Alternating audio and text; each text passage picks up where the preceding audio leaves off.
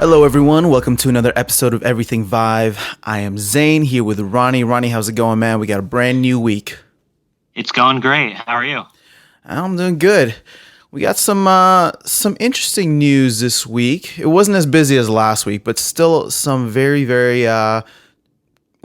cool developments that I think we're going to be following further as time goes along. So let's dive right in. The first one is something I think we talked about last week, but we just wanted to get more information on before kind of giving our 2 cents on it. And that is Valve is working on a new Vive controller. And this was showcased at Steam Dev Days. Did you get a chance to look at that?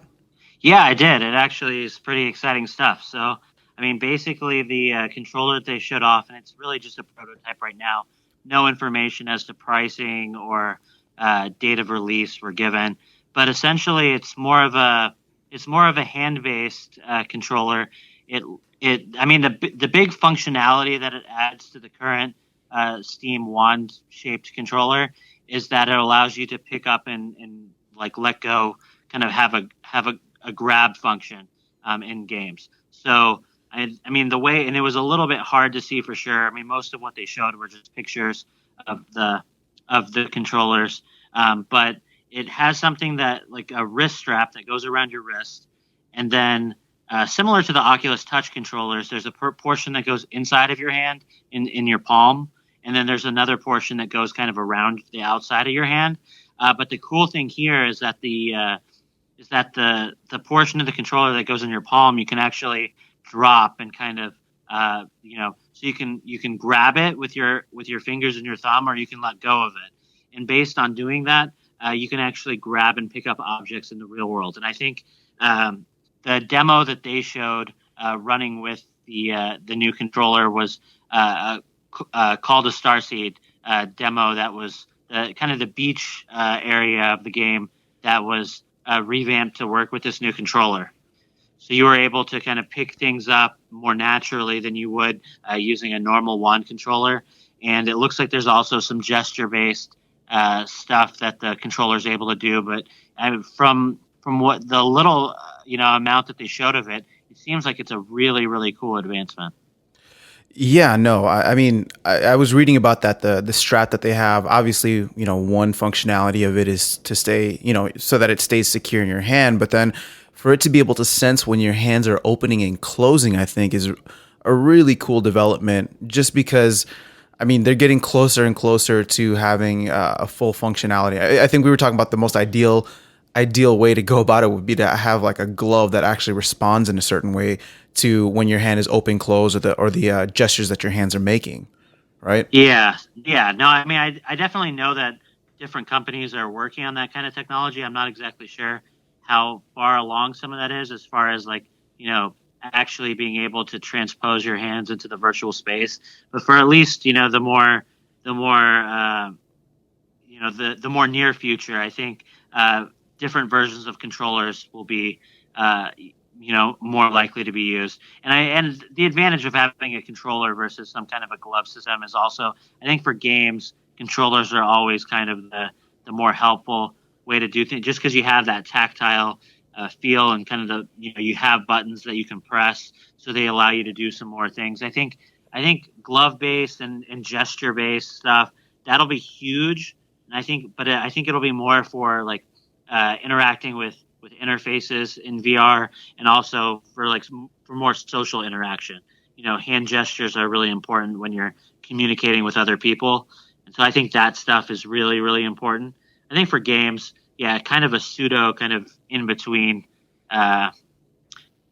solution is probably most likely. But I mean, this looks like it's getting there. I mean, it looks like they're making some advances in how to make things more natural in the environment, and it looked like, I mean, from what I heard about people, with this new controller, is that it really did feel like you could actually just go and grab things in the environment. So Yeah, no, that's definitely very exciting to see where that'll go. And I know some people were comparing it, saying that it looked very similar to Oculus Touch or the Oculus Touch controllers that are coming out. But I was reading or trying to look up more on Oculus Touch, and I don't think they have this functionality on there. I mean, I think maybe just some physical design, but they don't have that functionality there yet. So yeah, I mean, yeah, my understanding of of the Oculus Touch. I mean, it does have like certain types of gesture based functionality. Like it can sense, I think, if you give like a thumbs up or like if you point to something. Like there's a few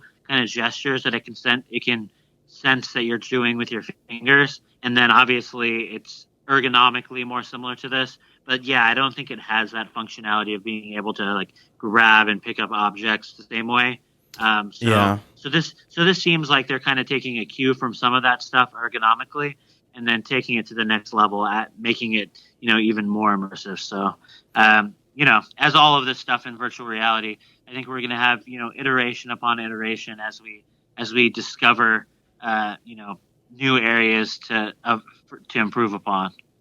Yeah, for sure. I mean, the fact that the Oculus Touch controllers are coming out sooner than these new Vive ones will be, I'm hoping that they will take a couple more cues, just because I think there were, like you said, some added features on there aside from the ergonomics. And so, I mean, well, one, being able to grab or sense when your hand is open or closed is a big one, but I'll be excited to see what else they can add to it now that, something else is on the market doing, a little bit more than what their older controllers did.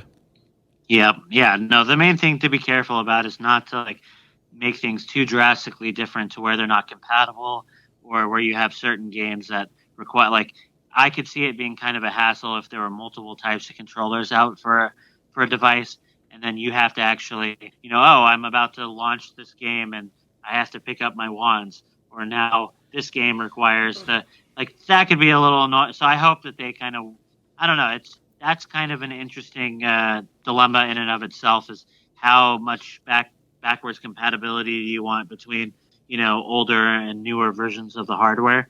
Yeah, I mean Because that's a very good point to bring up, and one that I was thinking about, just because you this stuff is going to advance so quickly, and until you have mhm. like a major development, like Vive number 2 comes out, or whatever ends up following the Vive that brings VR to the next level, you're going to want to make sure that any improvements that you make on the hardware is always going to be backwards compatible, just so that people Yeah, aren't getting disillusioned and are like, oh, okay, I don't want to upgrade, spend another $130 yeah, on a controller when I already have one that functions just fine. yeah.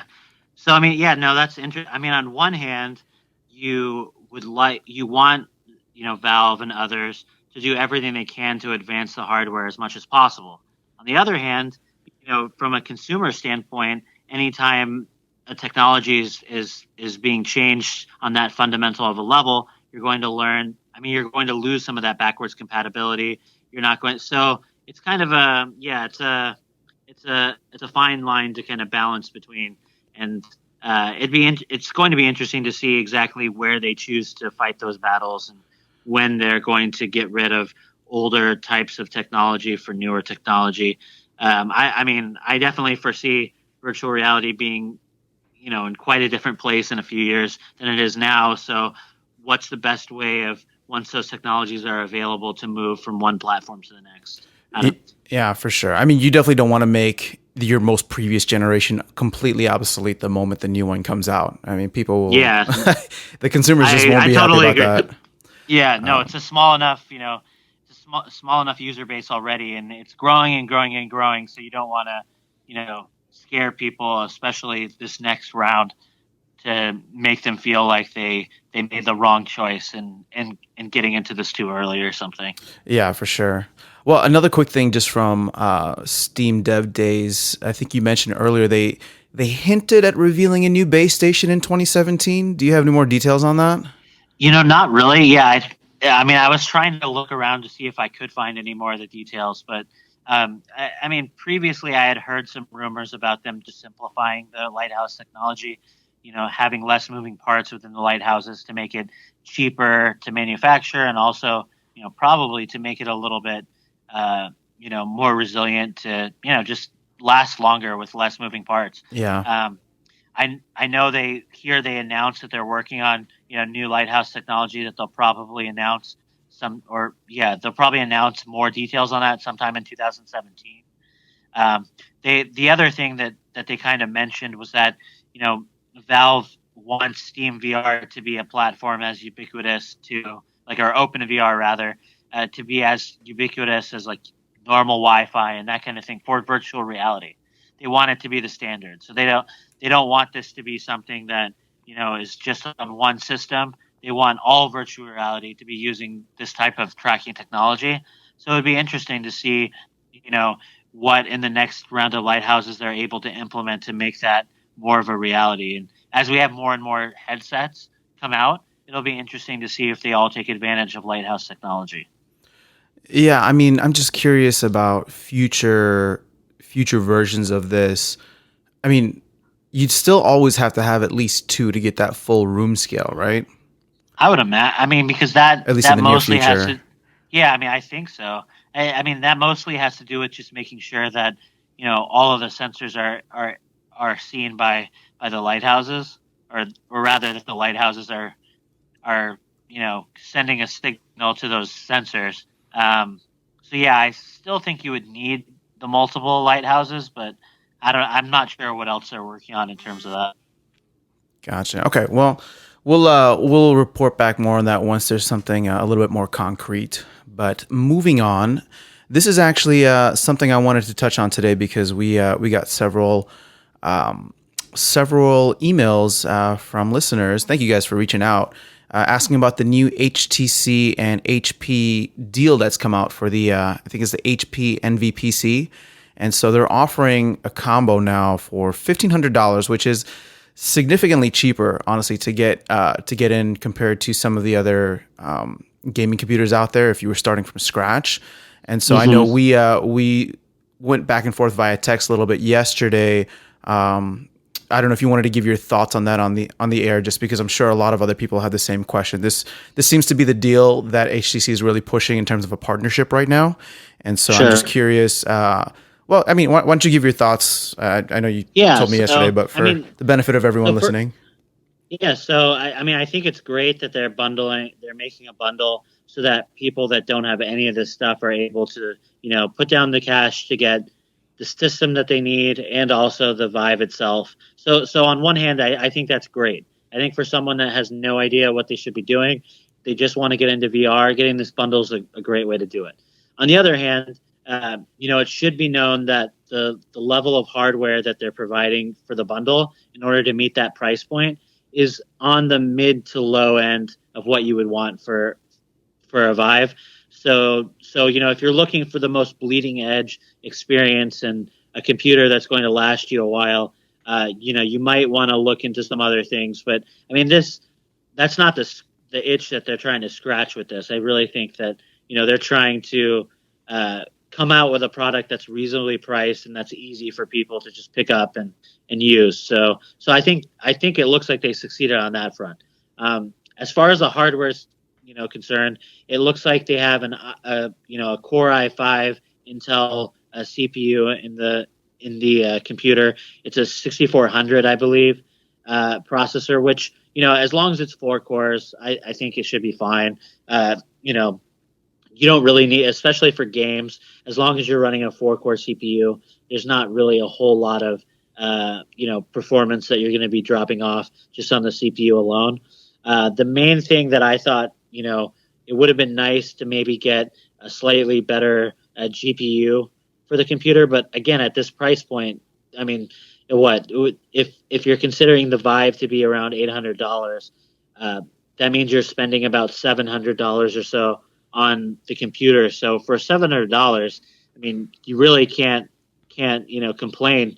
Uh, the AMD GPU that they have included, which is an RX 480, I mean, is a pretty good performer, I know especially your in. preference is Nvidia, but I mean, will this Well, not do? really. Yeah, no, I mean, it definitely will do. It's not so much, I don't really have a preference. It's more just right now on the high end, NVIDIA just has the more compelling products out. Gotcha. Um, so I've had both AMD or ATI before it was AMD, and NVIDIA graphics cards, in the more recent past. So I love both, and it looks like, I mean, going forward, AMD may have advantages in DirectX 12 titles that will make it worthwhile to have an AMD card.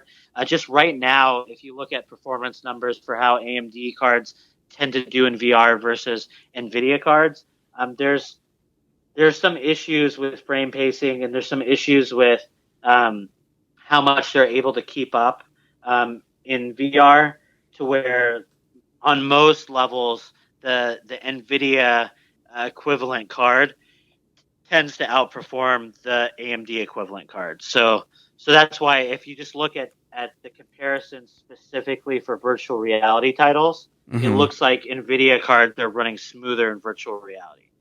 So that's why, I mean, but then again, they're, at the same levels of hardware, you're usually paying a little bit more. So it's not always a straightforward, apples to oranges comparison. Um, but like I said, but I mean, even like a GTX 1060, for example, would be performing better than an RX 480, and it wouldn't be that much more expensive.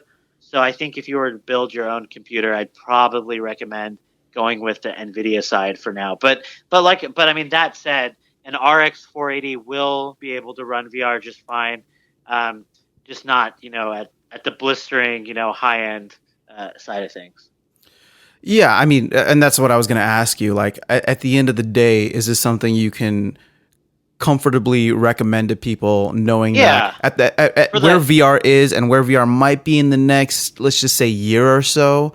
sure. Will this computer be good enough? Obviously, people would be able to upgrade at a later point if they needed to. But is Yeah, this a good starter deal for the price yeah. point for No, I the think hardware?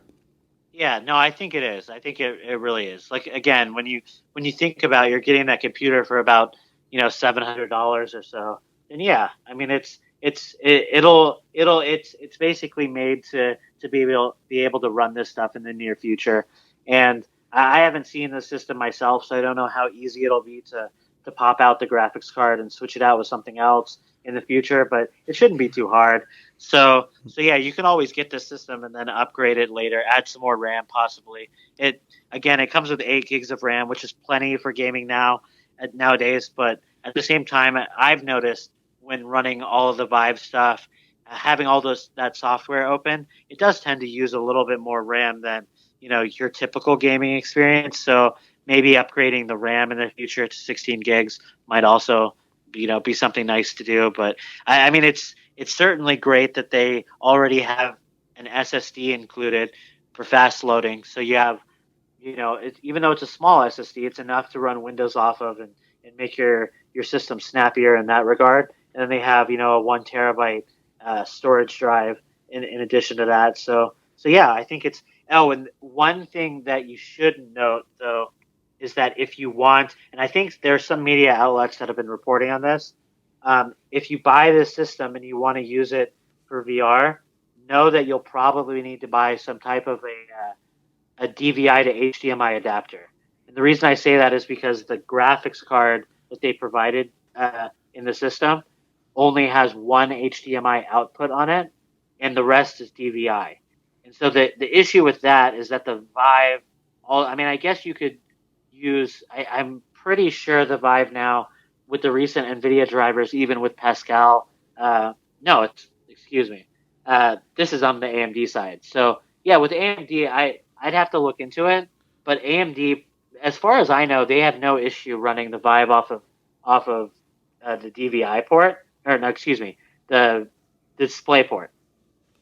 So if if it comes with a DisplayPort cord, you're probably okay. You can go DisplayPort to mini DisplayPort, and there's a mini DisplayPort connection on uh, the Vive's breakout box.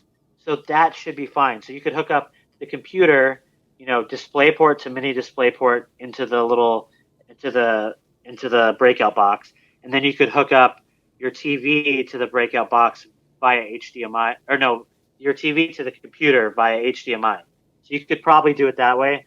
Um, but if it doesn't have a DisplayPort to mini DisplayPort cord, you'll probably need to buy a DisplayPort to HDMI cord. And the reason you would want to do that is so that you can have the headset and the TV both hooked up at the same time. Which, as you know, I mean, in addition to just being able to, one on one, be able to, you know, manipulate the computer and then also get into the Vive. It's also nice to have both so that friends can see what you're doing in the headset on the TV or on a monitor or something. So Yeah, I mean that's definitely a nice perk to it, and I would say if you had to switch back and forth, that would be a little tedious every single time you wanted to play VR. I mean, it's not difficult. You're just unplugging somewhere and plugging into another no, port. But yeah, I mean, that is a good point to bring up so that you would yeah, have. and likewise, yeah, likewise, it's easy to get the cord. So don't like if you were very close to buying one of these systems and you're like, oh wait, it doesn't come with everything. I don't know. Like no, it's It's not a just big a simple deal. adapter, right?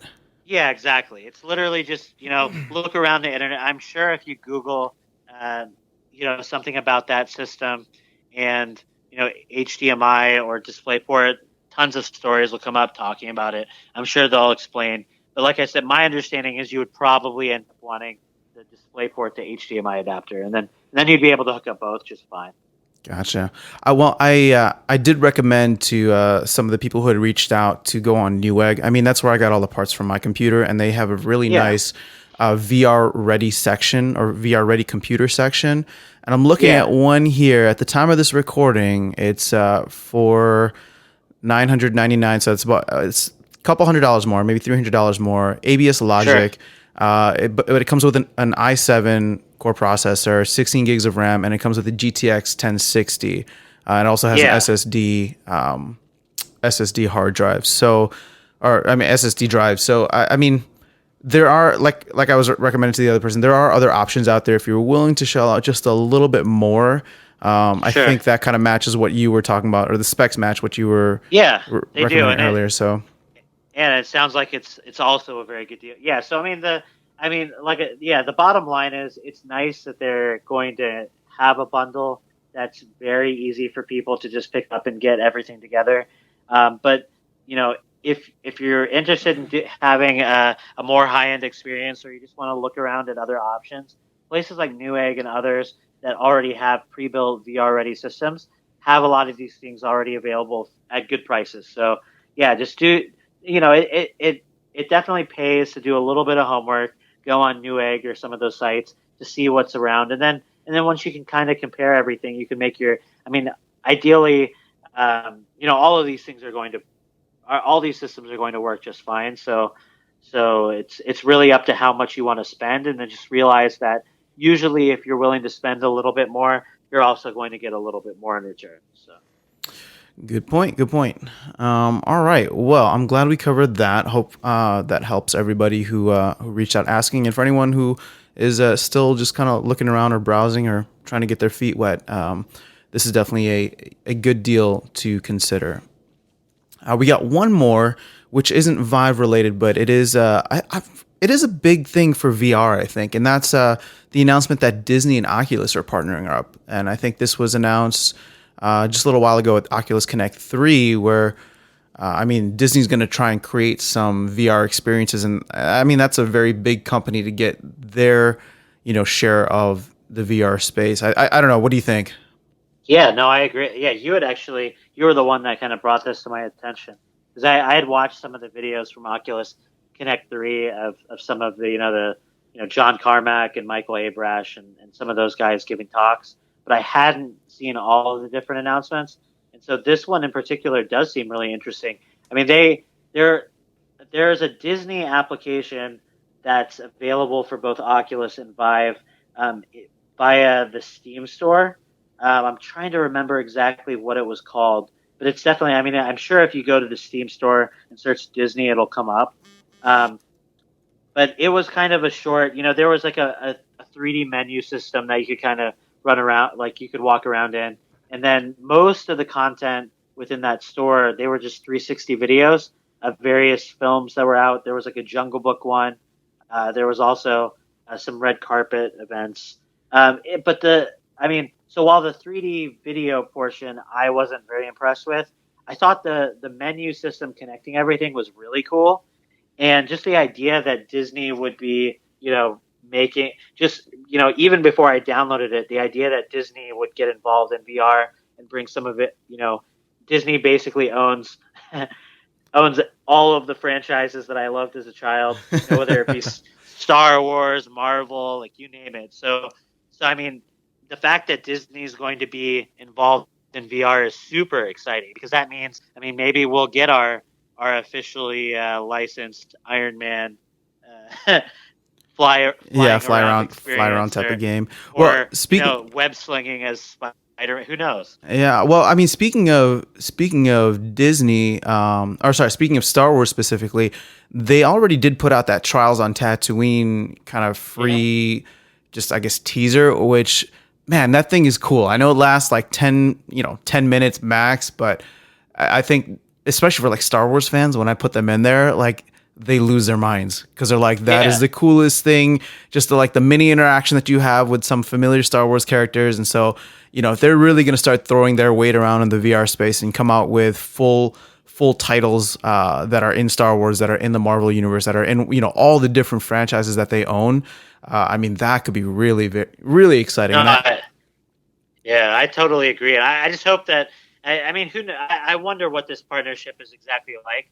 Like if because I know it's between them and Oculus. I wonder if it's going to be more on the mobile VR space, like as far as like releasing video content and that sort of thing, or if it's going to be for everything. But I hope that they, regardless, this is a good sign because it means that they care about VR. And I just hope that they remain open enough to where things are going to be released on all platforms as well. Yeah, me too. I mean, you always get a little worried and a little frustrated with the exclusivity that comes about. But I mean, I think, like you were saying earlier, it's a good move just for VR in general. And, the hope is Yep. that once this becomes a little bit more mainstream, it'll make financial sense. I mean, they're like, it won't make sense for them to stay exclusive just because of Yeah, I the agree. potential market all around. Yeah, I totally agree.